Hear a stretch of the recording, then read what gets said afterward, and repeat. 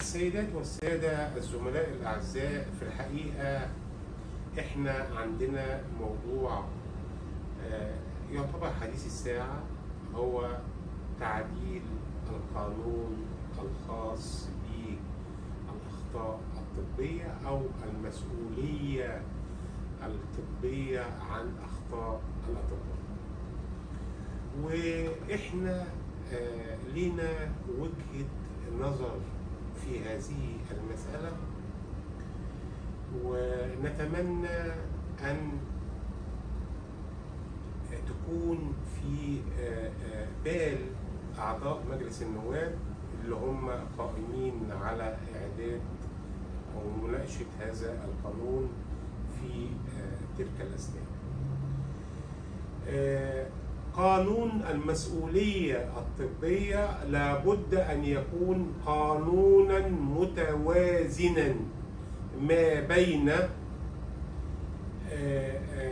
سهولة أداء الأطباء لرسالتهم، وهي رسالة في غاية النبل وفي غاية الأهمية، ولا يستقيم المجتمع بعدم أخذ الأطباء حقهم الطبيعي في أداء هذه الرسالة، وما بين حق المريض في أنه يكون مريضا متعافيا لا يتم استغلاله بأي نوع من أنواع الاستغلال. لابد أن يتم الاطلاع على المذكرة التي تم إعدادها من قبل نقابة الأطباء. لابد الاستماع إلى العديد من الأطباء.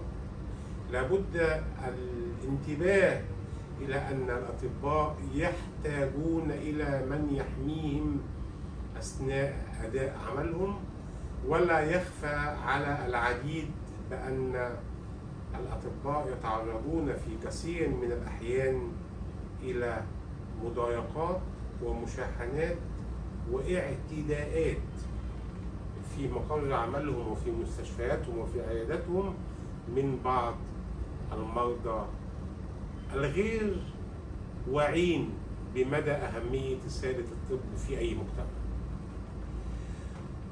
واحنا مش محتاجين ان احنا ندلل على هذا الكلام بأي مدلول، لأنه في الحقيقة جائحة كورونا أظهرت بحق مدى أهمية هذا الجيش الكبير من الأطباء في حفاظ وحماية المجتمع مما يحيق به من أوبئة وأمراض.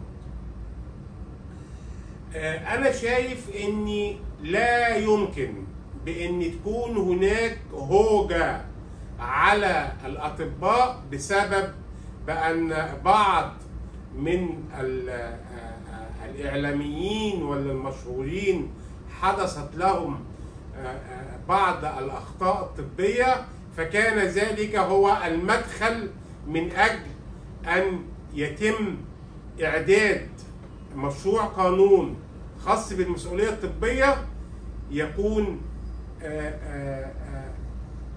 قانونا يحد من أداء الطبيب لعمله، ويكون كالسيف مسلطا على رقبته، لأن بكل بساطة يقدر الطبيب علشان ما يتعرضش لهذه المسؤولية أن يعتذر عن إجراء هذه العملية أو هذه الجراحة، وهيكون في النهاية إحنا أذينا المرضى ولم نأذي الأطباء.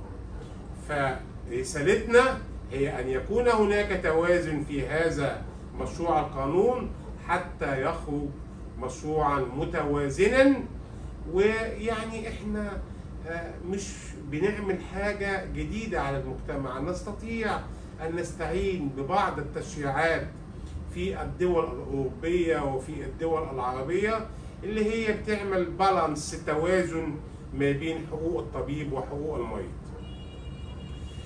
ولكن الكثير من الجاهلين بأهمية وجود الطب في حياتنا يعني يريدون أن يقتصوا من الأطباء في بعض العمليات التي لا تمثل أي نسبة من الجهد الجهيد الذي يقوم به الأطباء. الكلام دوت احنا هنتناوله مادة في قانون المسؤولية الطبية اللي خاص بدولة الإمارات العربية المتحدة، لأنه في الحقيقة من القوانين التي وضعت فيها توازن شديد جدا ما بين حقوق الطبيب وما بين حقوق المريض. هنعرضه عليكم في حلقاتنا القادمة بإذن الله.